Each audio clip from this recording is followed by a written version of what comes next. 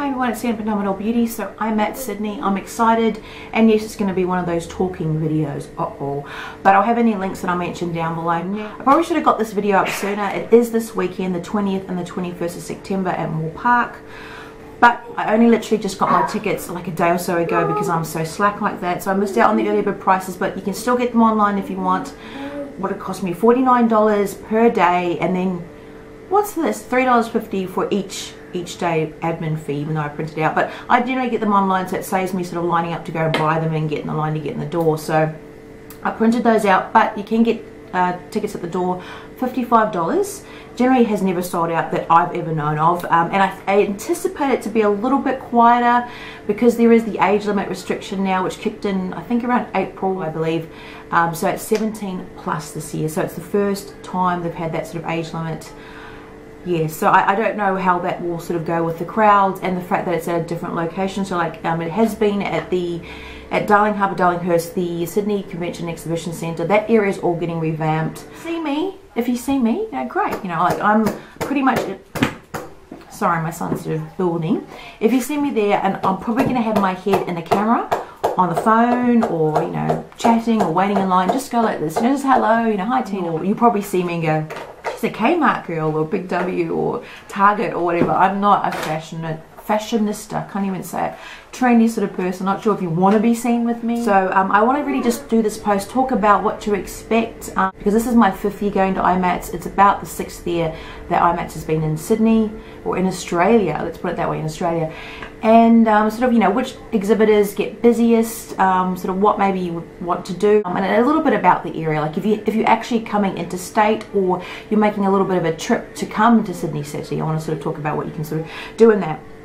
Anyway, with the actual IMATS itself, so it's presented by Makeup Artist magazine. If you are a pro card holder with Makeup Artist magazine, like gold or platinum, you can still take along a guest that's under 17. Obviously they have to have a paid ticket, and you have to have a ticket and take them along with you. So there is that, you can do that way. Anyway, we'll talk a bit more about that age restriction a little bit later. I don't want to make that the focus of the video. So there are about 40 odd exhibitors there, and that's generally what it's sort of been, about between 35 to 40 or so exhibitors. It's not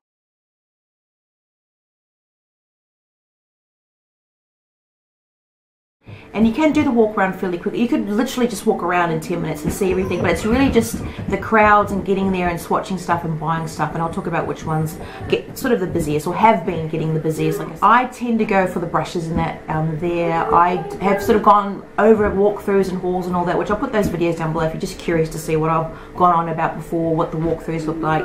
But pretty much, if you get there in the first hour, you can still have a good look around and swatch everything before you decide to buy. But I would recommend have in mind sort of what you sort of want to get as well, because a lot of booths tend to get busy. The ones that I've seen the busiest, to be honest, has been the Media Makeup store, an online store, but they have the most Makeup Forever products there, and that's pretty much what they'll be having there. So it's a good chance, if you can't get anywhere to obviously see them in person, you can go there and swatch everything. Have in mind what you want, because the booth does tend to get quite, you know, crowded trying to get up and swatch stuff, and then you're shouting out what you want or handing a list over and stuff, so it does get busy.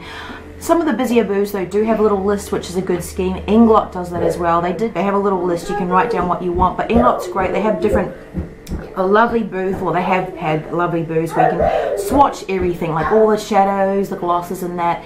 Write down what you want, hand it to them, and then you can go away and have a look while they prepare it, or just wait around and they'll call out your order when it's ready. So I do like Inglot's sort of method as well. It's pretty good. Mac Pro is another one that gets quite busy as well, as you can understand. So like I said, it's about, I think it's about 20%, I believe, or is it 20 or 30%? There is, I mean, the trade and stuff discount, but it does get busy. They'll give you a little basket, you can go around with someone, and you know, they'll get out what you need from the drawer. So it's kind of a counter setup similar to what they have in some department stores and that. So that's another one. Crown Brush is another one that gets busy, but they have tons. They've got a whole huge sort of display and booths of all their brushes, and you know, the 88 palettes and stuff, so you can go along and, you know, try everything and swatch and have a look. So even if you aren't buying a whole lot on the day or just can't afford it, it's great to actually get there and see the stuff in person, which is the whole point that I love the first few years just going there. Mostly I buy online, and you normally know where you can get sort of discounts or buy from them online anyway, if you've got, you know, signed up to their programs or whatever. So But it's great to actually go there and check out it. Talk to a lot of the people. Obviously the demonstrators and presenters there, you can go on the page and see who's actually doing demonstrations. But it's great to actually talk to artists or different business owners and stuff like that as well, and just, you know, chat to them. I mean, Ray Morris has got a stand there as well. They have the magnetic brushes and that. Makeup Artist magazine has, which presents by IMATS, have 2 booths. They've got the photo booth, you can check out stuff there, but they've also got their makeup mag you can sign up to, but lots of makeup books as well that you can buy at a discount, which is another good thing. So you can go there and sort of read the books. If for you can only see these things online, that's another great way to see, you can sort of see it and stuff. And it's really just the queues lining up to some of the PM Studio is another one I'm looking forward to, because I buy some of my cosmetic products from them, so it's good for me to actually go there. I want to stock up on my Bye Bye Redness that I talked about before.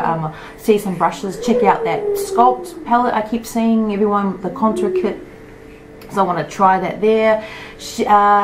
PM Studio also have a little bit of the Makeup Forever as well. Like I said, Media Makeup have the most there, but PM Studio has some. They've got Smashbox and a few other things as well. So I mean, that's another good thing to have a look at.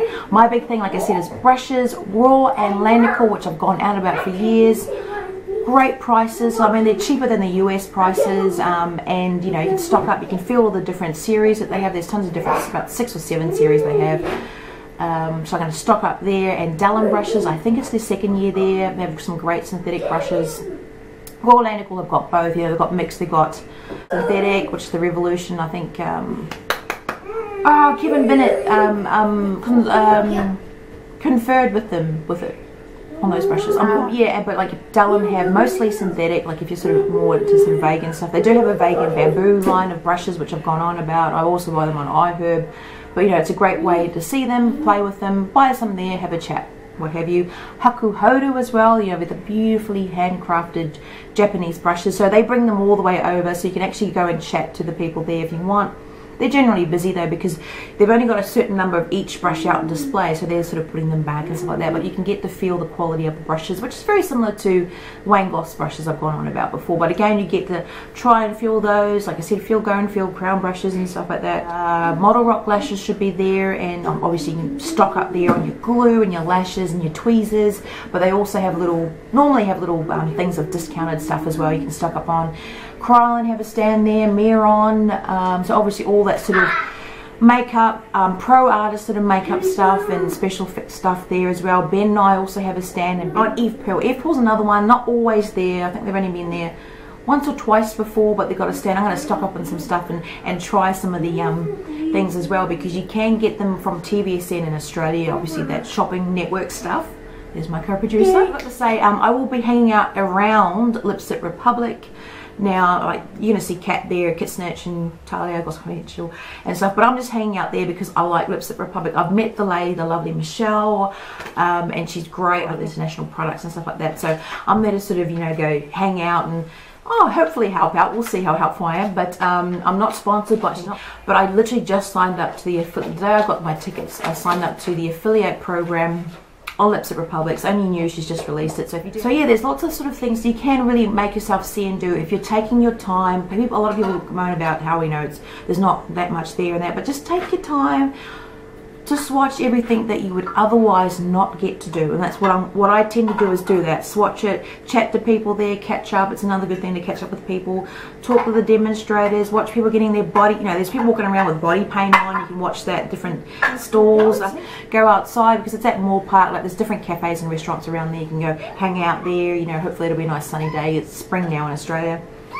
Or if you think there's not enough to keep you entertained, catch a bus into the city. There's buses out along there as well. There's it'll go into the city, and then like there's Maya in there. You can see where the new Sephora store is going to be set up on Pitt Street or somewhere around there, around Westfield or something. In the city, there's the Westfield. There's Mecca Cosmetica. There's 2 Mecca stores up there, I believe.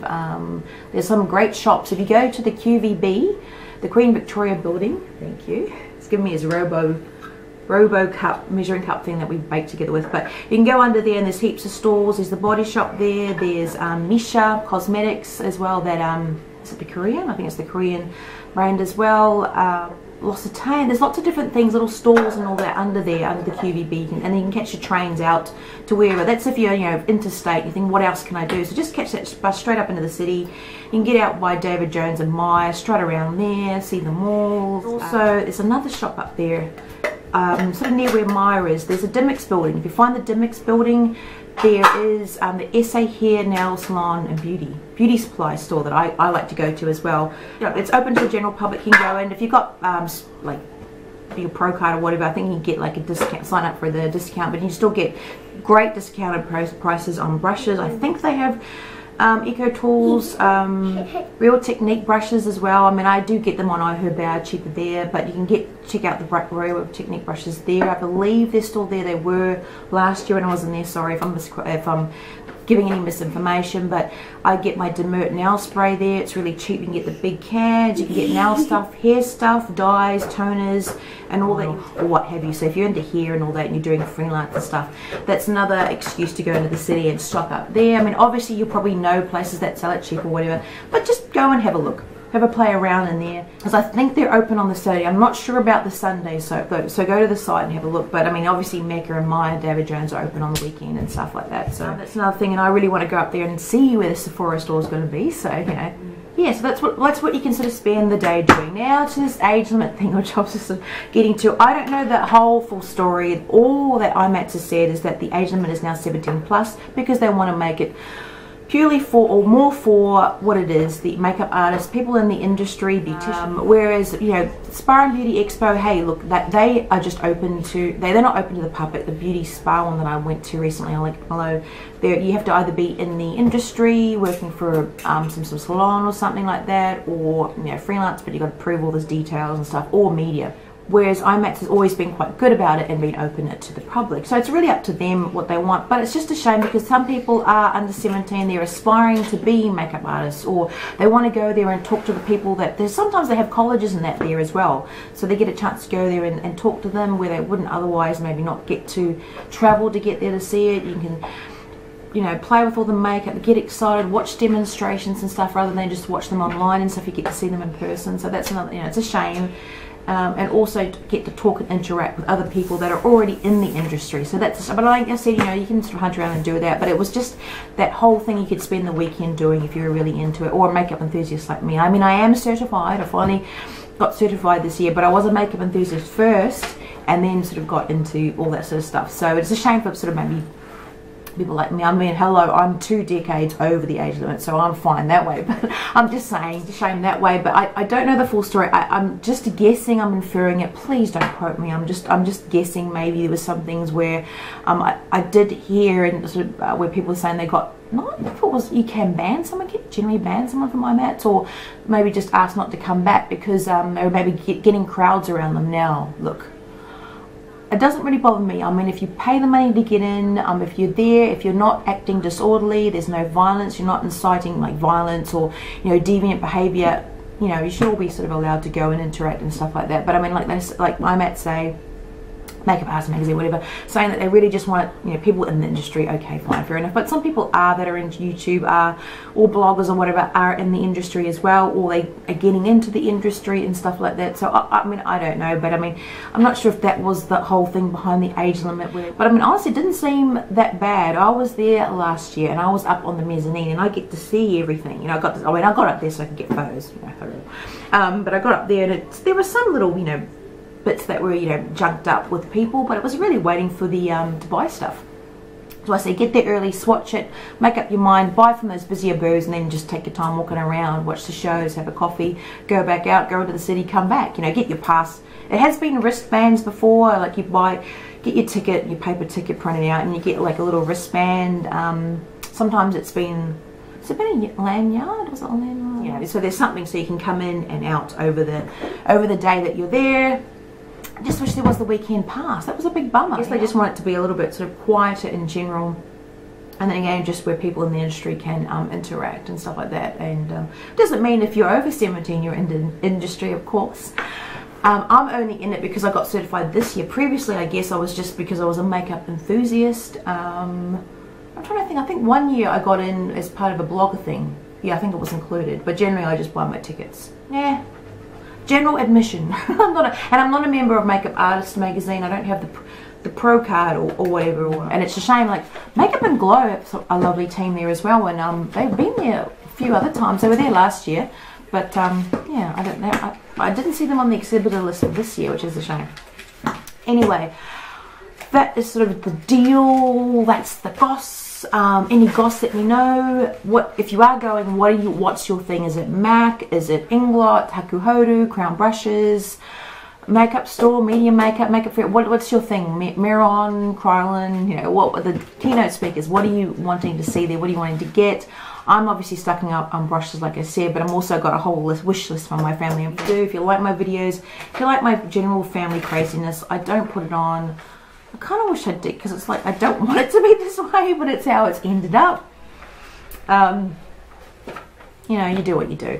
But you know, if you recognize me and all of my pudginess, I'm the pudgy short one. If you see me with Kat and Talia, I'll be the shortest, oldest, pudgiest one. So I'm sure you'll know me with my funny hair. I don't know. I'm going to go darker or lighter before I get there. I've been changing it. I'm trying to get brighter, bolder lips, like people have been suggesting. I haven't been enjoying it though. Pinks and reds and mauves and stuff. I better go before he destroys his toys. But take care and enjoy your weekend. If you're coming out, great time. If you're not at IMATS, I obviously will go on about it. You'll probably see me doing stuff on Facebook and stuff and Twitter and all that, just to share it. I'm not trying to show off about it. The other thing, I'll probably end up doing a little giveaway like I always do with the brushes or something. You know, I can't go there and just go, this is what I got. Are you jealous? So I'll probably do a little giveaway, but you'll still see me go on about what I got and where I am. I don't know if I'm going to do a collab. I tend to get a bit nervous about those sorts of things, but we'll see. Thank you for your support too, and listening to my rambliness.